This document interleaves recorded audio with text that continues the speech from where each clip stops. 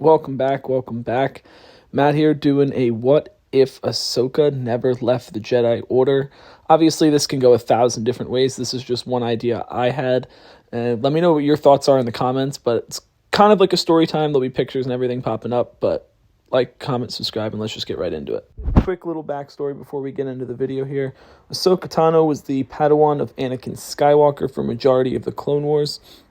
She eventually leaves the Order during Season 5 of the Clone Wars. However, let's just get into that whole story, what caused her to leave in the first place, and then we'll get into the what if. So, Season 5 of the Clone Wars, someone bombed the Jedi Temple, and her and Anakin were tasked with finding the murderer. After finding out that nanodroids were used and placed in someone named Jakar, one of the temple workers, it led them to the wife of Jakar. Her name was Letta, and she was imprisoned and said that she was only speak to Ahsoka. Ahsoka then heads down to the jail, and when questioning Letta, she was force-choked and murdered, everyone believing that it was Ahsoka because of the cameras in the cell. Ahsoka was then imprisoned, and while being in prison, she stumbled upon a keycard thinking that Anakin gave it to her to help her get out. She escapes only to find murdered clones, further framing her for the murder. She eventually runs and attempts to figure out the crime on her own without the help of the Jedi, and it becomes a fugitive. She eventually is brought in after further framing and given a trial, but Anakin never gave up hope on his young apprentice. He eventually finds out that Barriss Offee was the culprit and brings her before the jury. After the trial has concluded, Ahsoka is then apologized to by the Jedi Council and let back into the Order. However, she decides to leave and sort out her ideas on her own. Flash forward to Season 7 of the Clone Wars, right before Order 66, she returns to the Jedi with Bo-Katan Kryze in search of help to get Darth Maul off of Mandalore. Anakin believes that she is rejoining the Jedi Order, and while she is busy saving Mandalore from Maul's hand in Order 66 occurs. At this point, she searches for Anakin. She finds Anakin just after he killed Mace and pledged allegiance to Palpatine.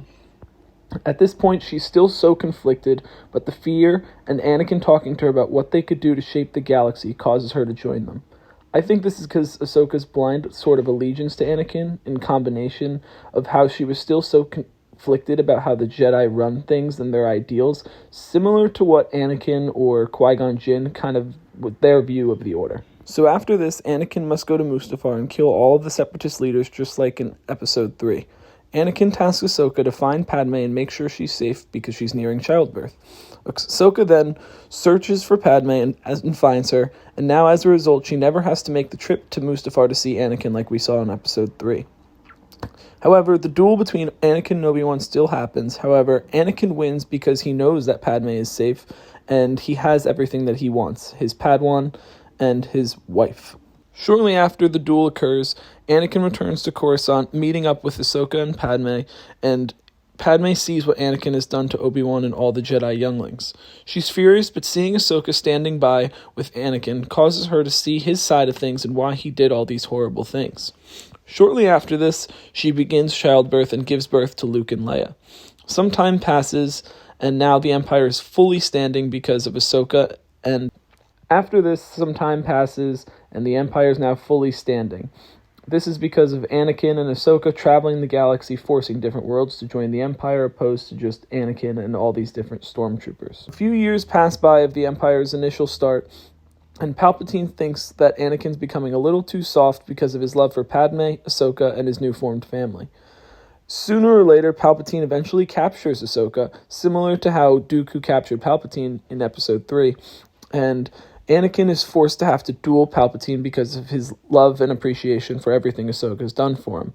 They have a duel, and midway through, Anakin frees Ahsoka. They continue the battle, and it's one of the most epic scenes in all of Star Wars. And now it's a 2-on-1 against Palpatine. They continue to battle, going back and forth. Anakin gets injured, and it's Ahsoka versus Palpatine. Ahsoka eventually ends up beheading Palpatine the same way that Anakin beheaded Count Dooku.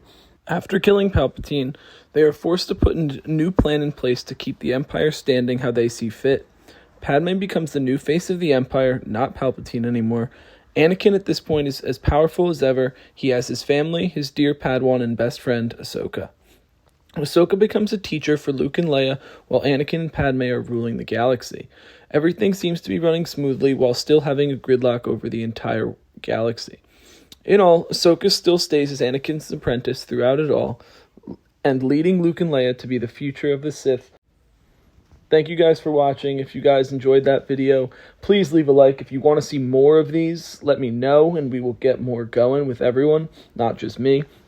And comment what you guys think would have happened if Ahsoka never left the Jedi Order, because it's a really cool concept, and I think it could have changed the whole entire timeline of Star Wars as we know it. Like, comment, subscribe, and peace.